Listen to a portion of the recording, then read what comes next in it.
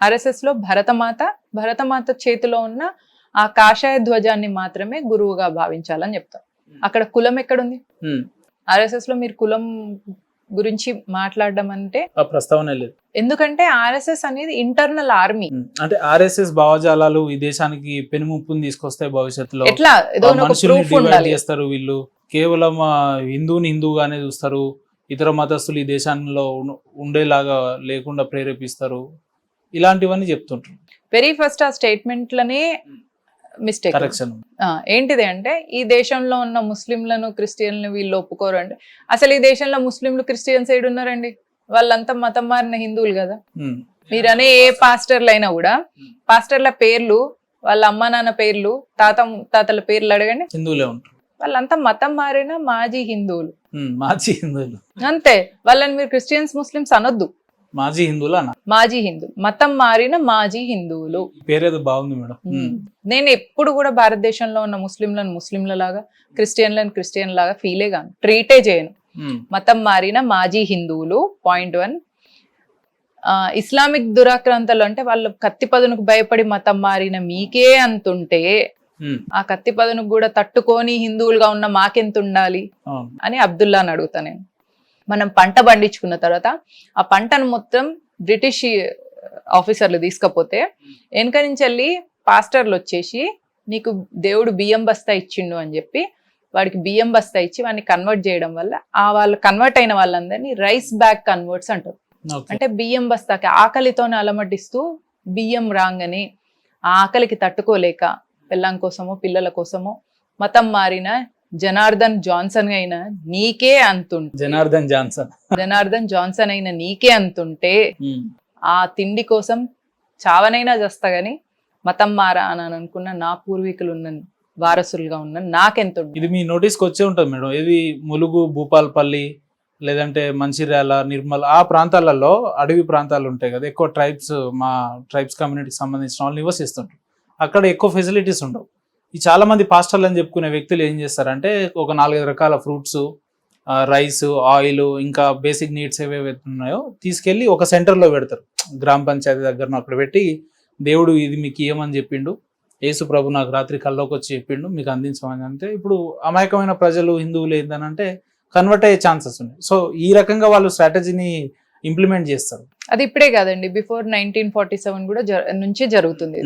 వాళ్ళు అప్పుడే డిసైడ్ అయినరు ఏం చేసినా హిందువుల్ని క్రిస్టియానిటీలో కన్వర్ట్ చేయలేకపోతున్నాం, డబ్బులు మొత్తం కొల్లగొట్టినా సంపదను కొల్లగొట్టినా కూడా మార్చలేకపోతున్నాం, ఈ దేశాన్ని మేము వెళ్ళిపోయే లోపల క్రిస్టియన్ కంట్రీగా చేద్దాము అంటే కాలేదు. ఏం చేద్దామని అనుకున్నప్పుడు వీళ్ళకు ఆకలి ఎవరికైనా కూడా నిజమైన దేవుణ్ణి చూపిస్తుందని మొత్తం వాళ్ళు పండించుకున్న పంటనంతా తీసుకొని వెళ్ళిపోయేది బ్రిటిష్ ఆఫీసర్స్. తీసుకుపోయిన తర్వాత మిషనరీ వాళ్ళకి ఇస్తే వాళ్ళందరూ బస్తాలల్లో బియ్యాన్ని నింపి ఆ బస్తాలను పట్టుకొని వచ్చి ఆకలిగా ఒక వారం 10 రోజుల నుంచి అలా ఆకలితో ఉన్న ఫ్యామిలీకి బియ్యం బస్తా ఇచ్చి నీ పేరు జనార్దన్, ఈ బియ్యం బస్తా తీసుకున్నప్పటి నుంచి నీ పేరు జాన్సన్, ఇప్పుడు దేవుడు నీకు ఈ బియ్యం బస్తా ఇచ్చిండు, బియ్యం బస్తా తోని మతం మారిండు, వాళ్ళనే రైస్ బ్యాగ్ కన్వర్ట్స్ అంటారు. ఆ స్టేట్మెంట్ చూడండి, రైస్ బ్యాగ్ కన్వర్ట్స్ అనేది పాపులర్ స్టేట్మెంట్. మతం మారిన మాజీ హిందువులందరికీ రైస్ బ్యాగ్ కన్వర్ట్స్ అంటారు. ఆ రైస్ బ్యాగ్ తోని మతం మారిన వాళ్ళందరే వీళ్ళు. ఇట్లా అయింది. వీళ్ళు 1947 తర్వాత వెళ్ళిపోయిన తర్వాత వీళ్ళు వెళ్ళిపోయే ముందు వీళ్ళ విషప్ బీజాలని ఇక్కడ ఉంచిపోయినారు.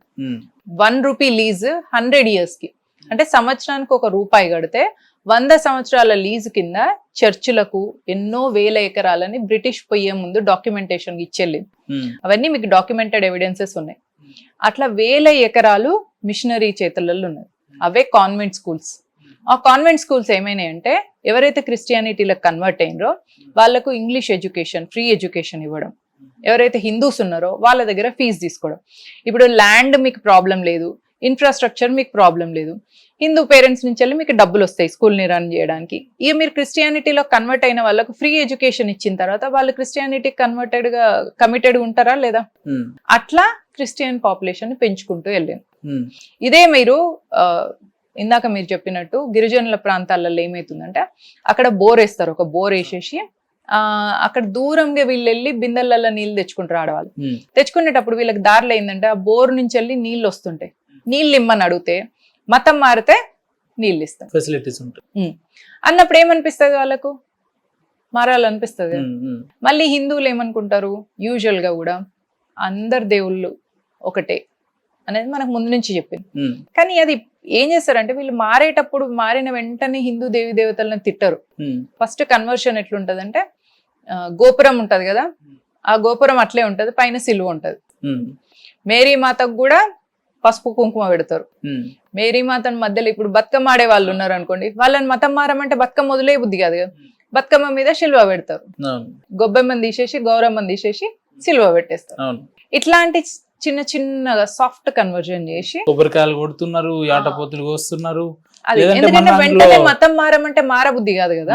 వెంకటేశ్వర స్వామి గీతం ఉంటది, శ్రీనివాస గోవింద, ఏసునాథ గోవింద అంటే ఏదో రకరకాలుగా వస్తుంది వాళ్ళ దాంట్లో కూడా. సో ఎట్లా అదే సాఫ్ట్ కన్వర్జన్. వెంటనే క్రిస్టియానిటీ అసలు స్వరూపం చూపించి జీసస్ మాత్రమే దేవుడు, రాముడు కృష్ణుడు సాతాను అని చెప్తే నమ్మరు, ఒప్పుకోరు, మారరు. కాబట్టి ఇట్లా మెల్లమెల్లగా మార్చి కానీ బైబిల్ పుట్టిన ఇజ్రాయెల్లో బైబిల్ మొదలైనప్పటి నుంచి ఉన్న జనాభా ఆ బైబిల్ ని విశ్వసించే వాళ్ళకంటే ఇప్పుడు చాలా తగ్గింది. కానీ ఇతర దేశాలలో వెన్ ఇట్ కమ్స్ టు ఇండియాలో కూడా 2010 లేదా 2000 సంవత్సరం నుంచి మొదలు పెట్టుకుంటే ఇప్పుడు 20 ఏళ్ళు కదా, మన జనాభా బైబిల్ నమ్మే వాళ్ళు పెరుగుతున్నారు. అంటే ఈ రకంగానే వాళ్ళు సాఫ్ట్ కన్వర్షన్ చేసుకుంటారా ఎట్లా? వైఎస్ రాజశేఖర రెడ్డి ఎలక్ట్ అయినప్పుడు సీఎం గా ఉమ్మడి ఆంధ్రాకు ఉన్నప్పుడు కోస్తా ప్రాంతంలో 2% ఉన్న క్రిస్టియన్ పాపులేషన్ ఆయన వెళ్ళిపోయేటప్పటికి 7% అయిందండి. 5% ఎక్కువ. ఎట్లా? ఎందుకంటే ప్రభుత్వ ఫలాలన్నీ కన్వర్ట్ అయిన వాళ్ళకి ఇచ్చింది. ఒక క్రిస్టియన్ గాని ఈవెన్ ఒక ముస్లిం గాని పవర్ లో ఉంటే వాళ్ళ కమ్యూనిటీని గ్రో చేసుకోవాలి, అంటే సంఖ్యాబలాన్ని పెంచుకునే ప్రయత్నంలో ఉంటారు. ఒక ముస్లిం గాని ఒక క్రిస్టియన్ గాని ఒక కీ రోల్లో ఉన్నాను అనుకోండి రాజకీయాల్లో, ఒక స్టేట్ కి చీఫ్ మినిస్టర్ గా గానీ ఒక కాన్స్టిట్యుయెన్సీకి ఎంపీగానో ఎమ్మెల్యేగానో ఉంటే అక్కడ ఉన్న హిందువులని వాళ్ళ మతం వైపు మర్చుకోవడానికి ఏమేమైతే అవసరమో అవన్నీ అందిస్తారు. ఎందుకంటే వాళ్ళ మతం ముఖ్య ఉద్దేశం సంఖ్యాబలాన్ని పెంచుకోవడం. మనకు అది లేదు కాబట్టి మనం దాని మీద ఫోకస్ చేయండి. మనం జనరల్ గా ఉంటాం. మీరు Pakistan the partition of India అని అంబేద్కర్ గారి బుక్ చదివితే అందులో ఒక ముస్లిం ఎక్స్పెక్టేషన్ ఏముంటది ఆ ఏరియా ఎమ్మెల్యే నుంచి, ఆ ఏరియా ఎంపీ నుంచి, ఒకవేళ ముస్లిం అయితే, ముస్లిం సిటిజన్ ఆ ఏరియా ఓటర్ ముస్లిం అయ్యి ఆ ఏరియా కాన్స్టిట్యుయెన్సీ ఎమ్మెల్యే ఎంపీ ముస్లిం అయితే వాళ్ళ ఎక్స్పెక్టేషన్ ఏముంటది వాళ్ళ నుంచి అంటే మసీదులో కార్పెట్లు వేయించడం, మసీదులో లైట్లు ఫ్యాన్లు పెట్టించడం, నమాజ్ చేసుకోవడానికి కన్వీనియంట్ గా ఉండడం. ఇంతకు మించి రోడ్లు ఎట్లా వేసినావు, కరెంట్ వస్తుందా లేదా, నీళ్ళు వస్తున్నాయా లేదా, ఇవి ఏం క్వశ్చన్ డెవలప్ చేసుకోవాలంటే అది ఒక ముస్లిం రిక్వైర్మెంట్. క్రిస్టియన్ రిక్వైర్మెంట్ ఎట్లుండదు చూడండి. మొన్న జగన్ గాని వైఎస్ రాజశేఖర రెడ్డి గారు గాని చీఫ్ మినిస్టర్ గా ఉన్నప్పుడు చర్చిలకు ఎన్ని ఫండ్స్ వస్తున్నాయి, పాస్టర్లకు ఎంత జీతం ఇస్తున్నారు, క్రిస్మస్ సెలబ్రేషన్స్ కి ఎన్ని కోట్లు ఇస్తున్నారు, దీని నుంచి ఆ వచ్చిన డబ్బుతోని మనం ఎంతమంది సంఖ్యాబలాన్ని పెంచుకోవాలి, ఎంతమంది హిందువుల్ని క్రిస్టియానిటీలో కన్వర్ట్ చేస్తున్నాం, ఇది మాత్రమే వీళ్ళ రెండుకి ఫోకస్ ఉంటుంది. ఒక హిందూ ఓటర్ ఉండి హిందూ ఎమ్మెల్యే హిందూ ఎంపీ ఉంటే రోడ్లు వేసినావు అని అడుగుతాడు, కరెంట్ వచ్చిందా వస్తలేదా అని అడుగుతాడు, నాకు ముసలోళ్ళు అయినాక పెన్షన్ వస్తుందా లేదా అని అడుగుతాడు, వితంతు పెన్షన్ వస్తుందా లేదా అడుగుతారు, పిల్లలకి ఏమి ఇస్తున్నారు అని అడుగుతారు, రేషన్ వస్తుందా లేదా అని అడుగుతారు, సిలిండర్ ప్రైస్ ఎట్లా పెంచినావు అని అడుగుతాడు, పెట్రోల్ ప్రైస్ ఎట్లా పెంచినావు అని అడుగుతాడు. ఇన్ని ప్రశ్నలు అడుగుతారు. కానీ ముస్లిం క్రిస్టియన్ ఓన్లీ వాళ్ళ మతాన్ని పెంచుకోవడం కోసం, హిందువుల్ని కన్వర్ట్ చేసి క్రిస్టియన్ గా మార్చడం కోసం, హిందువుని కన్వర్ట్ చేసి ముస్లిం గా మార్చడం కోసం ఎట్లాంటి ప్లాన్స్ ఇస్తున్నారు, ఎంత ఫండ్స్ ఇస్తున్నారు మాత్రమే ఆలోచన. మేడం మీరు ఒకటి గమనించడం లేదు, ఒక వీధిలో ఒక గుళ్ళో మంత్రాలు చదివేటువంటి పూజారి ఏళ్ల తరబడి తను మంత్రాలు చదివినా కూడా తన జీవన విధానం అలానే అంతంత మాత్రంగానే ఉంటుంది, అలానే ఉంటుంది. కానీ వెన్ ఇట్ కమ్స్ టు పాస్టర్లు అని చెప్పుకునే వ్యక్తులు తన మొదలుపెట్టిన సమయం నుంచి ఒక 1 year 6 months తర్వాత చూస్తే లగ్జరియస్ లైఫ్ ఉంటుంది. సో ఇది ఎట్లా పాసిబుల్? బ్రిటిష్ రాకముందు మనకు దేవాలయ ఆధారంగా నడుస్తుండే, అంటే ఊరు మధ్యలో దేవాలయం ఉంటుండే, దాని చుట్టూ బ్రాహ్మణులు ఉంటుండే, దాన్ని అగ్రహారం అంటారు. దాని తర్వాత ఇంకొక కులం, ఆ తర్వాత ఇంకో కులం, ఇట్లా అన్ని ఉంటుండే. అన్ని కులాల నుంచి వెళ్ళి కొందరు మనుషుల్ని తీసుకొని, అంటే మంచిగా బలిష్టంగా ఊరవతల ఊరికి కాపలా ఉండడం కోసం. ఎందుకంటే అప్పట్లో ఊర్లో బందిపోటు దొంగలు వస్తుండే, వచ్చి ఊరిని లూటీ చేసుకొని ఆడవాళ్ళని ఎత్తుకొని పోతుండే. అయితే అట్లా కాకుండా ఊరిని ప్రొటెక్షన్ కోసం ప్రతి ఇంటి నుంచి బలిష్టంగా అంటే బాహుబలి లెక్క ఉన్న వ్యక్తిని ఊరు బయట కాపలాకు ఉంచింది. వాళ్ళే మాదిగలు అన్నమాట. మహాదిగలు అంటే శరీరం బలిష్టంగా ఉన్న వ్యక్తుల్ని పెట్టుకున్నారు అన్ని కులాల నుంచి. వాళ్ళు ఊరు బయట ఉండి ఊరుకు కాపలా కాసేవాళ్ళు అనమాట. ఊరు మధ్యలో ఏముండేది, గుడి ఉండేది. కుల వృత్తులు ఎవరైతే గుడి చుట్టూ ఉన్నారో వాళ్ళందరూ ప్రతి వారానికి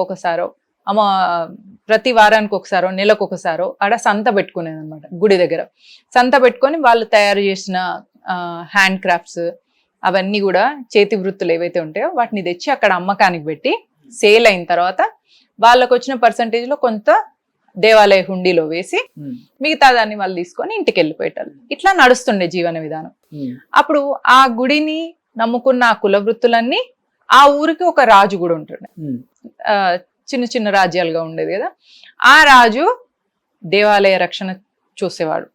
ఆ దేవాలయాల్లో దేవుడి కోసం అంకితమైన కళ కోసం దేవుడి కోసం అంకితమైన వాళ్ళు దేవదాసీలు అనేవాళ్ళు. అంటే వాళ్ళు నాట్యం సంగీతం రెండు వచ్చిన వాళ్ళు ఉండేవాళ్ళు. వాళ్ళు ప్రతిరోజు దేవుడికి కైంకర్యం చేసిన తర్వాత నాట్యం చేయడం, ఒక పాట పాడడం, అది దినచర్యగా ఉంటుంది. వాళ్ళ బాగోగులన్నీ కూడా రాజులు చూసుకునేవాళ్ళు. ఒకసారి బ్రిటిష్ ఎంటర్ అయిన తర్వాత ఈ రాజరిక వ్యవస్థను మొత్తం నాశనం చేసేసి రాజులందరినీ వాళ్ళ చెప్పు చేతలలో పెట్టుకొని వాళ్ళను పప్పెట్లుగా చేసినప్పుడు దేవాలయ వ్యవస్థ అంతా కూడా చిన్నాభిన్నం అయిపోయింది. ఆ దేవదాసీలను కాస్త వేశ్యలుగా చేసేసింది.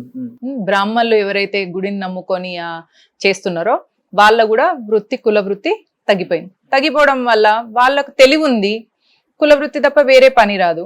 ఏం చేసేది, వాళ్ళను బ్రిటిష్ వాళ్ళు స్కూళ్ళు స్టార్ట్ చేసి ఇంగ్లీష్ నేర్పించాలి అని వాళ్ళ బ్రాహ్మణులు సహజంగా ఈ పనిలో ఉన్నారు కాబట్టి, వేరే ఫిజికల్ పనిలో వాళ్ళకి లేదు కాబట్టి ఇంగ్లీష్ లాంగ్వేజ్ని కూడా వాళ్ళు ఫాస్ట్గా నేర్చుకొని స్కూల్లో టీచర్లుగా ఉన్నారు. ఏరి గురుకులాలను నాశనం చేసిన తర్వాత కాన్వెంట్ స్కూళ్ళల్లో పెట్టినప్పుడు వాటి స్కూళ్ళల్లో టీచర్లుగా బ్రాహ్మణులు ఉన్నారు. ఉన్నప్పుడు ఈ ఊరికి బయట ఎవరైతే అన్ని కులాల నుంచి తీసుకెళ్లిన మహాదిగలు ఎవరైతే ఉన్నారో మాదిగలు, ఇప్పుడు మనం అనే మాదిగలకు ఏమని చెప్పిందంటే, చూసినరా వాళ్ళు ఇంగ్లీష్ నేర్పించుకుంటూ స్కూల్లో టీచర్లు అయిన మిమ్మల్ని ఊరవతల పెట్టినరు, మిమ్మల్ని ఊర్లకు రాణిస్తలేరు, మిమ్మల్ని దేవుడి దగ్గర రానియరు అనే ఒక నేరేటివ్ తీసుకొచ్చింది. ఇదే నేరేటివ్ లో ఒక్క మాదిగా కూడా క్వశ్చన్ చేయలే, అరే మమ్మల్ని దేవాలయాలకు రానియలేదా, రానియనప్పుడు మరి ఉత్సవ విగ్రహాల పేరిట దేవుడిని రథాల మీద మాల వీధిలోకి మాదిగ వీధుల్లోకి తీసుకొచ్చిన, అంటే దేవుడి దగ్గరికి మేము రాకపోయినా దేవుడిని మా దగ్గరికి తీసుకొచ్చింది అయితే బ్రాహ్మణులే కదా అన్న లాజిక్ ని మర్చిపోయి వాడు మన లోపల ఇద్దరు అన్నదమ్ముల మధ్యలో చిచ్చు ఏదైతే పెట్టిండ్రో దాన్ని నమ్ముకుంటూ మాదిగలకు బ్రాహ్మణులకు మధ్యలో పెద్ద గ్యాప్ క్రియేట్ చేసిండ్రో. ఇప్పటికీ అదే గ్యాప్ ఉంది. ఏంటంటే గుళ్ళోకి రానివారు కొంతమంది దళితుల్ని, కొంత గిరిజనుల్ని, ఆ రకమైన పరిస్థితులు ఉన్నాయా ఇప్పుడు స్టిల్ ఈ జనరేషన్? బ్రిటిష్ వచ్చిన తర్వాత అవి ఇంకెక్కువైనాయి. బ్రిటిష్ వచ్చి వాటిని ఇంకెక్కువ చేసింది. మామూలుగా మహాదిగలు ఊరు బయటనే ఉన్నారు. వాళ్ళ దగ్గరికి దేవుణ్ణి ఉత్సవ విగ్రహాల పేరిట రథంలో దేవుణ్ణి మాల వీధులు ఎంబడి మాదిగ వీధి ఎంబడి తీసుకెళ్ళింది మళ్ళీ దేవుణ్ణి తీసుకొచ్చేసి గుళ్ళో పెట్టేది. మరి అట్లాంటప్పుడు వాళ్ళని మనం ఎగ్జిట్ చేయలేదు కదా. కానీ బ్రిటిష్ వచ్చి ఏం చేసిండ్రు, అచ్చా ఇంత మంచిగా ఉన్న సిస్టమ్, ఈ సిస్టమ్ ని బ్రేక్ ఎట్లా చేయాలి, ఇద్దరి మధ్యలో చిచ్చు పెడదామని పెట్టిండ్రు. ఆ చిచ్చులో వాళ్ళు సక్సెస్ అయినరు, మనం ఫెయిల్ అయినాం. మనం ఫెయిల్ అవడం వల్ల ఏమైంది, మనకి ఈరోజు ఇట్లాంటి పరిస్థితి వచ్చింది. హిందూలో యూనిటీ లేకుండా పోయింది. హిందూలో యూనిటీ లేదని అయితే మీరు యాక్సెప్ట్ చేస్తారా? ఆ మాటకు వర్త్ అంటారా? లేదండి. హిందువుల్ని విడదీయాలి అంటే 3 పాయింట్స్ లో విడదీయచ్చు. ఒకటి కులం. ఎట్లా విడదీయాలని కూడా మీరు చెప్తున్నారు. వాళ్ళ నేరేటివ్ ని తెలుసుకున్నా కదా, నీకు శత్రువు ఎవరో తెలవడం కాదు, శత్రువు ఎజెండా కూడా తెలిసి ఉండాలి. అప్పుడే ఇంటలెక్చువల్ అవుతాం మనం. శత్రువు హిందువుని ఎట్లా విడదీస్తారు, 3 పాయింట్లలో విడదీస్తాడు. ఒకటి కులం, కమ్మ, కాపు, రెడ్డి, వెలమ, మాల, మాదిగ, బ్రాహ్మణ, వైశ్య. ఇవే నువ్వు హిందువా? కుల ఆధారంగా హిందువుని విడదీయడం. ప్రాంత ఆధారంగా హిందువుని విడదీయడం. తెలంగాణ, గుజరాతీ, ఇప్పుడు చూడండి మోదీ అమిత్ షా అనగానే గుజరాత్ వాళ్ళు, కేసీఆర్ తెలంగాణోడే. భారతదేశ పాస్పోర్ట్ గుజరాతీ పాస్పోర్ట్ అని ఉంటుందా మోదీకి ఉన్న అమిత్ షాకి? కేసీఆర్ కి ఏమైనా తెలంగాణ పాస్పోర్ట్ ఉందా? మోదీకైనా అమిత్ షాకైనా కేసీఆర్ కైనా ఒకటే కదా పాస్పోర్ట్ ఉండేది. అందరం భారతీయులం కదా. మళ్ళీ ప్రాంతం ఎక్కడి నుంచి వచ్చింది? ఇది ఒక విడది. సౌత్ ఇండియా, వెస్ట్ ఇండియా, లేదా నార్త్ అది ఇండియా టోటలీ నార్త్, అది totally wrong word. I'm in Indian from north, south west, I'm an Indian from southern part of India. నేను భారతీయుణ్ణి దక్షిణ ప్రాంతంలో ఉంటా, నేను భారతీయుణ్ణి ఉత్తర ప్రాంతంలో ఉంటా. ఇట్లా మాట్లాడాలి. ఇంకొకటి భాష ఆధారంగా విడదీయడం. కర్ణాటకలో వస్తే కన్నడ మాట్లాడు, మరాఠీలో వస్తే మరాఠీ మాట్లాడు, తెలుగు వస్తే తెలుగులో మాట్లాడాలా. తెలుగు రాష్ట్రాలకు వచ్చిన అరే తెలుగులో ఒక పదం ఏదైతే ఉంటుందో, కన్నడలో ఒక పదం ఏదైతే ఉంటుందో, మరాఠీలో ఒక పదం ఏదైతే ఉంటుందో, ఇవన్నీ కూడా సంస్కృతం నుంచి కామన్ పదాలు ఉంటాయి. చిన్న ఎగ్జాంపుల్ చెప్తా చూడండి. ఈ విడదీయడంలో కుల ఆధారంగా విడదీయడం అంటే అందరికి తెలిసింది, ఎందుకంటే అందరికీ కులం పట్ల చాలా అభిమానం ఉంటుంది, దురభిమానం ఉంటుంది, కాబట్టి ఈజీగా అర్థమైపోతుంది. ప్రాంత ఆధారంగా విడదీయడంలో కూడా నేను చెప్పిన లాజిక్ మీకు అర్థమైపోయింది. ఏంటిది, మనందరం భారతీయులం, తెలంగాణ వాళ్ళం, గుజరాత్ వాళ్ళం, కర్ణాటక వాళ్ళం కాదు, మనందరం భారతీయులం అని నేను చెప్పడంలో అర్థమైంది. భాషాధారంగా విడదీయడంలో నేను భాషకి ఎక్స్ప్లెయిన్ చేస్తాను. హిందీ భాషను ద్వేషించమని ఈ నేరేటివ్ తీసుకొస్తుంటారండి. మన భాష మన సంస్కృతి ఎట్లా కనెక్ట్ అయి ఉన్నది అనేది చూడండి. అమ్మవారిని లలిత అంటారు, లలిత అమ్మవారి పేరు. లలిత త్రిపుర సుందరి దక్షిణం, ఇక్కడ సౌత్ లో అంటాం, అక్కడ నార్త్ లో కూడా అంటాం. లలిత అంటే అమ్మవారికి ఒకసారి హోమం చేస్తున్నప్పుడు ఆమె హోమ బలి ప్రియ, హోమంలో బలిని అవన్నీ ఇచ్చినప్పుడు అందులో నుంచి వెళ్ళట ఒక రూపం వచ్చిందట. ఆ రూపం అట రెడ్ అమ్మవారు, అంటే ఎర్రగా వచ్చిందట ఒక అమ్మవారి రూపం, ఆకారం. ఆ హోమంలో ఉన్న శక్తి ఋషులు చేసిందని ఆ ఆకారాన్ని చూసి ఋషులంట లాలిత అన్నారట. ఎరుపు అంటే లాల్, అట్లా ఆ లలిత అని అనగానే లాల్ ఎర్రగా ఉంది అమ్మవారు కాబట్టి లలిత. ఇప్పుడు లాల్ అనే దానికి లలిత అని మనం అంటున్నామంటే లాల్ అనే పదాన్ని మనం తీసుకున్నట్టే కదా.